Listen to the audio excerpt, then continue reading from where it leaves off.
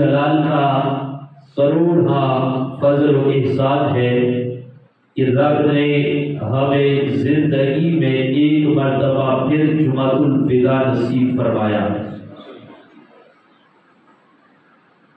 اگر تو اس اعتبار سے دیکھا جائے کہ ماہ رمضان المبارک کا ایک ایک دن ہو یا ایک ایک رات ہو، اس کی ایک ایک گھڑی جو ہے رب ذوالجلال نے اس کو اس امت کی بخشش کا ذریعہ بنایا۔ اسی طرح جس طرح پورا مہینہ فضیلت والا ہے، پھر اس مہینے کے اندر اس کے دن بھی فضیلت والے، اس کی راتیں بھی فضیلت والے۔ پھر راتوں میں جو طاعت کراتے ہیں اور راتوں کے بارے میں اللہ کے محبوب علیہ السلام نے فرمایا کہ طاعت راتوں میں کثرت کے ساتھ عبادت کیا کرو۔ پھر طاعت راتوں میں جو آخری عشرے کی طاعت کراتے ہیں ان کے بارے میں فرمایا تھا کہ ان راتوں میں بھی تم کثرت کے ساتھ عبادت کیا کرو۔ پھر ان طاعت راتوں میں لیلۃ القدر کا ذکر فرمایا لیلۃ القدر کو عبادت کیا کرو، رب ذوالجلال کی بارگاہ میں سجدہ ریز ہوا کرو اور رب سے التجا کیا کرو، اس رات کی برکت سے اللہ تمہارے گناہوں کو معاف فرما دے۔ گویا رمضان کا ہر ایک دن، ہر ایک رات، ہر ایک گھنٹہ، ہر ایک منٹ، ہر ایک سیکنڈ اس کو رب ذوالجلال نے اس امت کے لیے فائدے والا بنا دیا۔ ایک ایک سیکنڈ بڑا قیمتی ہے، کیونکہ جب رمضان آتا ہے رمضان سے پہلے موسم کچھ اور ہوتا ہے، رمضان میں موسم کچھ اور ہو جاتا ہے، رمضان سے پہلے نیکی پر ثواب کا انداز کچھ اور ہوتا ہے، اور جب رمضان المبارک آ جاتا ہے پھر اس پر نیکی کرنے پر ثواب کا انداز کچھ اور ہو جاتا ہے۔ بغیر رمضان سے پہلے نیکی کرو گے، ایک نیکی کا ثواب ایک نیکی کے برابر ملے گا، جب وہی نیکی ماہ رمضان المبارک میں کرو گے بغیر اس ایک نیکی پر کائنات کا رب تمہیں 70 گنا زیادہ ثواب عطا فرمائے گا۔ وہ برکتوں والے لمحات، وہ برکتوں والے دن، وہ برکتوں والی راتیں آج ماہ رمضان المبارک ہم سے جدا ہو رہا ہے۔ یقین جانیے اگر اس قدر ہم اس پر غور کریں، کچھ لوگ تو رمضان کے جانے پر بڑی خوشی کا اظہار کرتے ہیں کہ شکر ہے رمضان جا رہا ہے، لیکن ایمان کا تقاضا یہ ہے کہ رمضان کے جانے پر خوش نہیں ہونا چاہیے، رمضان کے جانے پر ہمارا نقصان ہے اور رمضان کے آنے پر ہمارا فائدہ ہے۔ یہ رمضان ہے جو اللہ کا مہمان ہے، ہمارے ہاں کوئی مہمان آتا ہے تو جب وہ آتا ہے وہ کچھ لے کر آتا ہے، جب وہ جاتا ہے کچھ لے کر جاتا ہے۔ قربان جاؤں اللہ کے مہمان کی برکت تو دیکھو، ماہ رمضان آتا ہے اللہ کی رحمتوں کو لے کر آتا ہے، اور جب رمضان جاتا ہے تو ہمارے گناہوں کو معاف کروا کے جاتا ہے۔ ماہ رمضان المبارک کی کیا کیا بہاریں تھی، شہری کی بہاریں، افطاری کی رونقیں، مساجد کی رونقیں، دلوں کی رونقیں، گناہوں سے دوری، نیکیوں سے قربت، رب کا قرب، قرآن کی تلاوت، استغفار کی برکتیں، صدقہ و خیرات، رب سے تعلق کی مضبوطی، رب کی مخلوق سے پیار، یہ ساری کی ساری بہاریں ماہ رمضان آتا ہے تو اس کی برکت سے اللہ ہمیں عطا فرما دیتا۔ لیکن آج کے جمعۃ الوداع کے موقع پر میں چاہتا ہوں کہ کچھ باتیں جن کا حالات حاضرہ کے ساتھ تعلق ہے کہ امت مسلمہ کے مسائل میں ہمیں ان مسائل کے حل کی طرف توجہ کرنے کی ضرورت ہے۔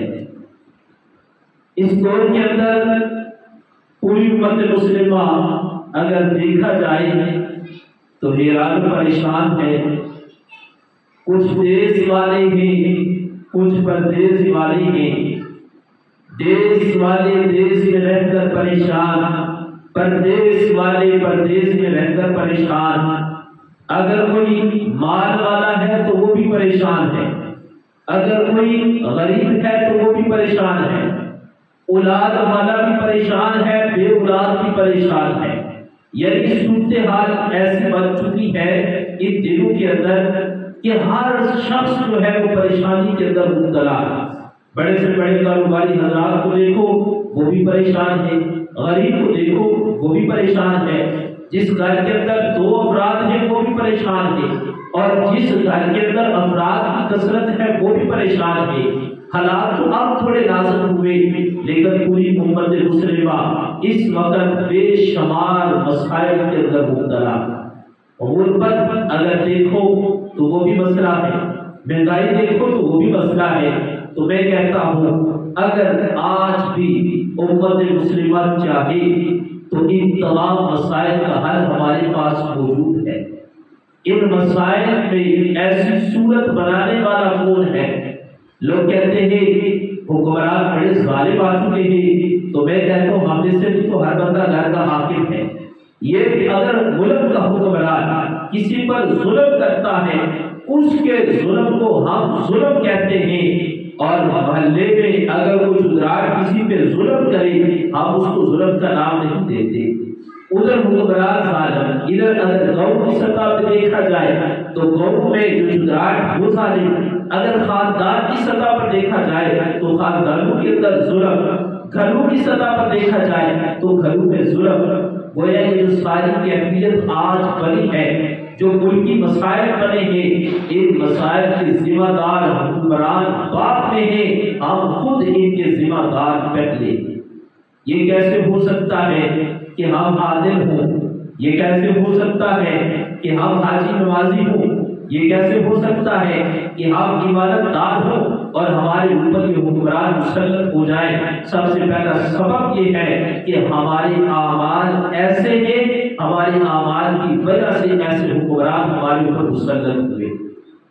آج بھی اگر امت مسلمہ یکجا ہو جائے، آج بھی اگر امت مسلمہ ایک ہو جائے، آج بھی اگر ہر مسلمان وہ رجوع اللہ کر لے، اللہ کی طرف رجوع کر لے، رب کعبہ کی قسم ہے حالات بدلتے پتہ نہیں چلتا۔ کائنات کا رب وہ تو وہ رب ہے جو کن کہے تو فیکون ہو جاتا ہے۔ ایک ملک کا نظام کیا، میرا رب تو پوری دنیا کے نظام کو چلانے والا ہے۔ ایک گھر ایک ملک کے نظام کی بات نہیں، رب تو پوری دنیا کے نظام کو چلاتا ہے۔ جب رب کے بندے رب کے دیے ہوئے رزق کے باوجود، رب کی دی ہوئی نعمتوں کے باوجود اپنے رب کے دروازے کو چھوڑ چکے ہیں اور رب کی نافرمانیاں کرنے پر تیار ہو چکے ہیں، تو پھر میں کہتا ہوں حکمرانوں کو مجرم نہ ٹھہراؤ، مجرم ہم خود ہیں جنہوں نے اپنے حالات اس طرح کے بنا دیے۔ کون ہے رب کا فرما بردار؟ کیا ایک محلے کی کیفیت آپ نہیں دیکھتے؟ ایک محلے میں اگر 400 بندہ رہتا ہے اور وہ 400 بندہ 5 وقت حی علی الصلاۃ حی علی الفلاح کی صدا کو سنتا ہے اور سننے کے باوجود اپنے گھر میں بیٹھا رہتا ہے یا گھر میں لیٹا رہتا ہے، وہ بھی کہتا ہے اس وقت حکمران ظالم ہے۔ میرے بھائی، کیا 5 وقت اذان سن کر نماز نہ پڑھنے والا اپنے رب کی نافرمانی نہیں کر رہا؟ ہمارے پاس رب کعبہ کی قسم قرآن کی صورت میں تمام مسائل کا حل موجود ہے۔ آج اگر امت مسلمہ اپنا رخ اللہ کے قرآن کی طرف کر لے تو اللہ کے قرآن کے اندر تمام مسائل کا حل موجود ہے۔ کوئی اتنا بھی پریشان کیوں نہ ہو۔ آج میں حدیث مبارکہ صحیح مسلم کی پڑھ رہا تھا، اللہ کے رسول علیہ السلام نے فرمایا، حضور نے فرمایا کہ جو قبیلہ، جو خاندان اپنے گھروں کے اندر جمع ہو کر وہ قرآن کی تلاوت کرتا ہے، اللہ کے رسول فرماتے ہیں اس گھر کے اندر کبھی بھی بے سکونی نہیں آ سکتی، اللہ سکون کی دولت عطا فرما دیتا ہے۔ مجھے بتاؤ اس گھر کے اندر آج سکون ہے؟ کسی گھر میں اولاد ہے مال نہیں، کسی میں مال کی کثرت ہے اولاد نہیں، کسی میں اولاد بھی ہے مال بھی ہے، دونوں کے ہونے کے باوجود گھر کے اندر سکون نہیں، تو قربان جو اللہ کے محبوب نے خود اپنی زبان سے فرمایا میں جو جملہ کہوں شک ہو سکتا ہے، آپ نہیں شک ہو سکتا ہے، پر اللہ کے رسول کی زبان سے جو لفظ نکل جائے دنیا دور ہو سکتی ہے، میرے محبوب کا فرمان کبھی غلط نہیں ہو سکتا۔ حضور فرماتے سکون چاہتے ہو، فرمایا گھروں کے اندر قرآن کی تلاوت شروع کر دو، کائنات کا رب تمہارے گھروں کے اندر تمہیں سکون کی دولت عطا فرما دے گا۔ پورے قرآن کی برکت تو اپنی جگہ۔ آج کی اتفاق میں ایک حدیث مبارکہ پڑھ رہا تھا، حضرت سیدنا ابو ہریرہ رضی اللہ تعالیٰ عنہ، آپ کو اللہ کے رسول علیہ السلام نے یہ ڈیوٹی دی کہ کچھ سامان ہے مسلمانوں کا، فرمایا تم رات کو پہرا دو، تم نے اس کی حفاظت کرنی۔ حضرت ابو ہریرہ رضی اللہ تعالیٰ عنہ وہاں پر پہرا دے رہے ہیں، ایک چور آیا سامان اٹھانے لگا، حضرت سیدنا ابو ہریرہ نے اس کو پکڑ لیا اور آپ نے پکڑ کر فرمایا تم چوری کرنے آئے ہو، میں نے تجھے سرکار کی بارگاہ میں پیش کرنا ہے۔ وہ چور کہنے لگا میں مجبور ہوں، حالات نے مجبور کیا ہے، غریب ہوں، بچوں کے لیے لے کر جانے لگا تھا، میں سامان نہیں لے کر جاتا، پر مجھے معاف کر دو۔ حضرت ابو ہریرہ نے اس کو چھوڑ دیا۔ صبح سرکار کی بارگاہ میں حاضر ہوئے اور جا کر بتایا نہیں، میرے آپ کے نبی محبوب نے خود فرمایا ابو ہریرہ یہ تو بتاؤ جو رات کو تمہارے پاس چور آیا تھا تم نے اس کے ساتھ کیا سلوک کیا؟ کہنے لگے بابو چور چوری کرنے آیا تھا اور میں نے اس کو پکڑ لیا، آپ کے پاس بیچنا تھا، بابو اس نے مجھے یہ بتایا حالات نے مجبور کیا ہے، غریب ہوں اس وجہ سے آیا ہوں، میں نے اس کو معاف کر دیا۔ اللہ کے رسول نے فرمایا اے ابو ہریرہ فکر نہ کرو، آج رات دوبارہ وہی چور تمہارے پاس آئے گا۔ ابو ہریرہ نے جا کر بتایا باقی کو چور آج پھر آئے گا، کہا ابو ہریرہ آپ کو کیسے پتا چل گیا پہلے کہ چور آئے گا؟ ابو ہریرہ کہنے لگے مجھے پتا ہے میرے نبی کی زبان سے جو لفظ نکل جاتا ہے اللہ اس کو پورا کروا دیتا ہے۔ رات ہوئی دوبارہ پھر وہی چور اسی وقت آیا، سامان اٹھانے لگا، جناب ابو ہریرہ نے پھر پکڑ لیا، کہا آج تمہیں سرکار کے پاس لے کے جاؤں گا، بتاؤں گا یہ چور ہے چوری کرنے آتا ہے۔ اس نے پھر کہا آج چھوڑ دو پھر نہیں آؤں گا، میں مجبور ہو کر آیا ہوں۔ جناب ابو ہریرہ نے پھر چھوڑ دیا۔ دوسرے دن پھر سرکار کی بارگاہ میں گئے، میرے نبی نے پھر فرمایا ابو ہریرہ بتاؤ رات کو پھر چور آیا تھا، پھر اس نے کیا کیا تم نے کیا کیا؟ ارے محبوب پھر اس نے یہی رونا رویا، غریب ہوں مجبور ہوں تمہارے پاس آیا ہوں، محبوب میں نے پھر اس کو چھوڑ دیا۔ اللہ کے محبوب نے فرمایا میں تمہیں خبر دے رہا ہوں وہی چور آج رات کو پھر آئے گا سامان چرانے کے لیے۔ ابو ہریرہ پھر گئے، جا کر بتایا لوگوں چور پھر آئے گا، کہا ابو ہریرہ آپ کو پہلے پتا چل جاتا ہے، کہا مجھے پتا نہیں چلتا اللہ کے رسول کو پتا چل جاتا ہے۔ مجھے سرکار نے فرمایا جب تیسری مرتبہ یہ ہوا چور آیا سامان اٹھانے لگا، جناب ابو ہریرہ نے اس کو پکڑ لیا، کہا دو دفعہ تو چھوڑ دیا ہے، اب تیسری بار معافی نہیں ملے گی، اب میں تمہیں سرکار کی بارگاہ میں لے کر جاؤں گا، وہاں پر پیش کروں گا۔ اس چور کے الفاظ دیکھو، اس نے کہا چھوڑ دو ایک وجہ سے، کہا وجہ بتاؤ؟ کہا میں آپ کو اگر آپ مجھے چھوڑو گے اس کے بدلے میں چند ایسے کلمے بتاؤں گا کہ ان کلمات کی وجہ سے اللہ تعالیٰ آپ کی حفاظت فرما دے گا۔ فرمایا وہ کلمے ایسے بتاؤں گا اگر آپ وہ کلمات پڑھ لو گے رات کو پڑھ کر سو گے تو اللہ تعالیٰ آپ کی حفاظت کے لیے کسی کو معمول بنا دے گا۔ ابو ہریرہ نے کہا سودا تو سستا ہے، اللہ کی کلمات بتائے گا، فائدے والی باتیں ہیں، میں اس کو چھوڑ دیتا ہوں۔ کہا کلمات بتاؤ میں آپ کو چھوڑ دیتا ہوں۔ اس نے کہا جب رات کو آپ سونے لگو آیت الکرسی پڑھ لینا، آپ آیت الکرسی پڑھ کر سو جانا، کائنات کا رب آپ کے لیے حفاظت کی ڈیوٹی کسی کی لگا دے گا۔ ابو ہریرہ رضی اللہ تعالیٰ عنہ سرکار کی بارگاہ میں حاضر ہوئے. میرے محبوب نے فرمایا ابو ہریرہ رات کو جو آیا تھا عرض کی محبوب آیا تھا. پھر آپ نے ماجرا سنایا. اللہ کے محبوب نے فرمایا وہ جو آیا تھا وہ جھوٹا تھا, ہے وہ جھوٹا تھا, لیکن جو تمہیں بات بتا کر گیا وہ سچی بات بتا کر گیا. ابو ہریرہ تمہیں پتہ وہ کون تھا؟ عرض کی محبوب مجھے نہیں پتا. اللہ کے محبوب نے فرمایا وہ شیطان تھا, انسان کے روپ میں آیا تھا, چور بن کر آیا تھا جھوٹا, بات سچی بتا کر گیا ہے اور قیامت تک آنے والوں کو بتا دیا ہے کہ شیطان نے بھی اس بات کا اعتراف کیا ہے کائنات کے رب نے آیت الکرسی کے اندر اتنا کمال رکھا. میں کس قرآن کی عظمت کی بات کروں, آیت الکرسی پورا قرآن نہیں ہے.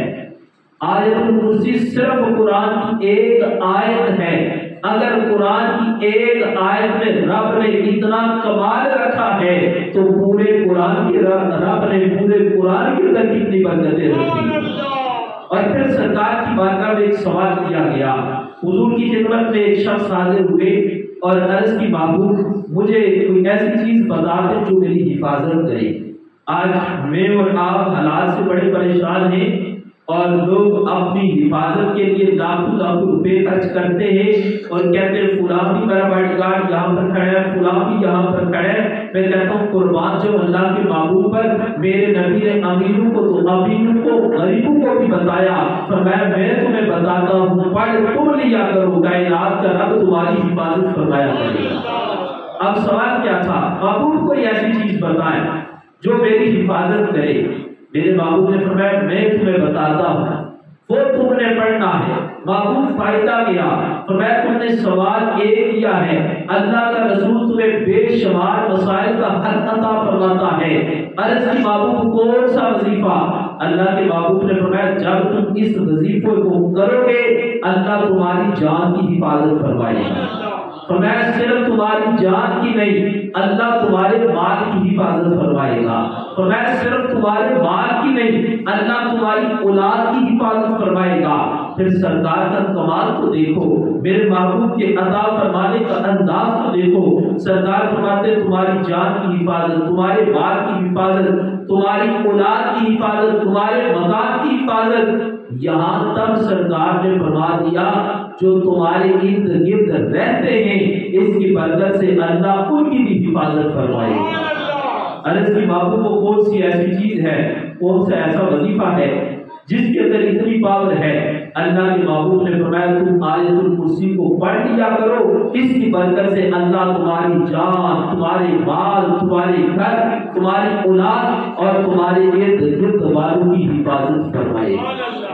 لیکن مجھے افسوس ہوتا ہے یہ بات کہتے ہوئے جس قرآن کی اتنی شانیں ہیں, جس قرآن کا اتنا مقام ہے, جس قرآن کا اتنا فیض ہے, آج کوئی مسلمان حالات سے مجبور نہیں اور مسلمان پریشان نہیں, بیماریوں نے گھروں پہ ڈیرے لگائے.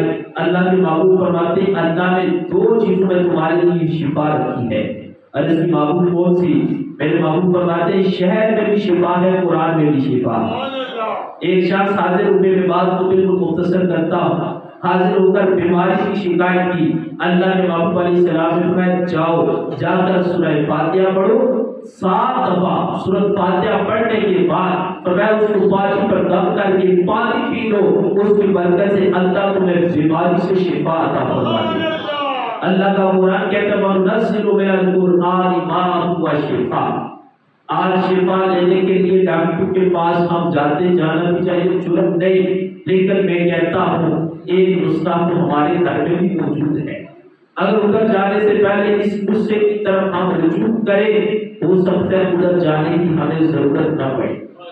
آج اس قوم کا ذہن بن چکا ہے, گھر میں قرآن چھوڑ کر کوئی کسی دربار پر جا رہے, کوئی کسی دربار پہ جا رہے, کوئی کسی پیر کے پاس جا رہے, اور جتنے کے 2 نفر پیر اکٹھے ہوئے انہوں نے اس قرآن کو مد نظر رکھتے ہوئے اپنے کاروبار جما لیے. افسوس کے مسلمان گھر میں پڑے قرآن کی طرف توجہ نہیں کرتا, ان کاروباری پیروں کی طرف جا رہا ہے.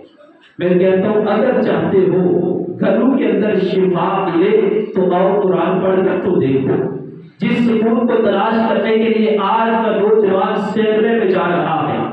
جب رمضان کا چاند ختم ہوتا ہے، عید کا چاند نظر آتا ہے، اور ہمارے نوجوان بھائیوں نے بڑی معذرت سے کہتا ہوں، انہوں نے ٹکٹ کرائی ہوتی ہے، اور ایک دوست دوسرے کو کہتا ہے میں فری میں تمہاری ٹکٹ کروا دوں گا اور تمہیں سینما میں لے کے جاؤں گا، وہاں پر تمہیں فلم دکھاؤں گا، اور وہ دوسروں کو رشک کے ساتھ بتاتا دیکھا میرا دوست، میں نے کہا وہ تمہارا دوست نہیں، وہ تو دشمن ہے۔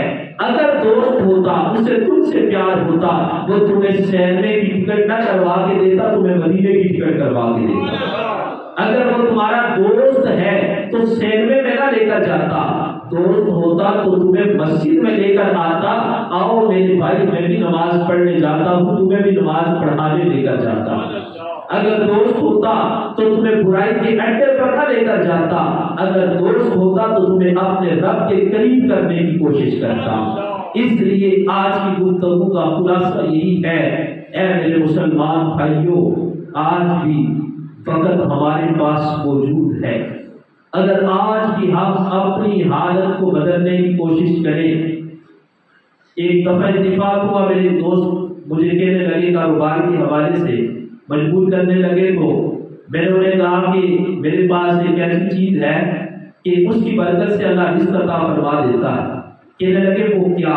میں نے کہا کمانا جرم نہیں، لیکن ہمارا یقین ہونا چاہیے، اگر آپ حرام کماؤ گے لاؤ گے آپ کے رزق میں برکت نہیں ہوگی، اگر آپ حلال کماؤ گے تھوڑا ہوگا، کائنات کا رب آپ کے رزق کے اندر آپ کو برکت عطا فرمائے گا۔ اس لیے کوشش یہ کرو کہ آج ہم قرآن پر اکٹھے ہو جائیں، قرآن پر متفق ہو جائیں۔ قرآن ہمارے پاس موجود ہے، اور صرف قرآن رمضان میں پڑھنے کے لیے نہیں ہے، قرآن کو ہمیشہ پڑھنا اپنا معمول بناؤ۔ چاہتے وہ دل پریشان ہے، میں بڑے یقین سے کہتا ہوں آپ کا دل جب پریشان ہو قرآن کھولا کرو، اس کو چوما کرو، چوم کر اس کو پڑھا کرو، اور پڑھ کر اس پر غور کیا کرو، اللہ کی قسم رب تمہیں سکون کی دولت عطا فرما دے گا۔ ہم نے تو اپنے دکھ لوگوں کو سنانا شروع کر دیے، اور ہم اس کو دکھ سنا رہے ہوتے جو ہمارے دکھ پر بھی خوش ہوتا ہے، ہم دکھ سنا رہے ہوتے ہیں لوگوں کو، وہی لوگ ہمارے دکھ کو سننے کے بعد ہمارے مذاق اڑاتے ہیں اور لوگوں میں جا کر بتاتے ہیں فلاں کا یہ دکھ ہے۔ میں نے کہا جب دل پریشان ہو، دکھ سنانے ہو، آؤ اپنے رب کے گھر، اپنے سر کو سجدے میں رکھو اور رب سے التجائیں کرو، مالک تیرا بندہ ہوں، میں پریشان ہوں، تو میرا رب ہے، میں تیری بارگاہ میں آیا ہوں۔ ایک دفعہ رب کو دکھ سنا کر تو دیکھو، اللہ تمہارے دکھوں کو دور فرما دے گا۔ تو آئیے آج کے جمعہ المبارک کا یہی پیغام ہے، ہم قرآن سے جڑ جائیں، ہم اسلام سے جڑ جائیں۔ رب نے ساری کی ساری کامیابی اپنے قرآن اپنے اسلام میں رکھی ہے۔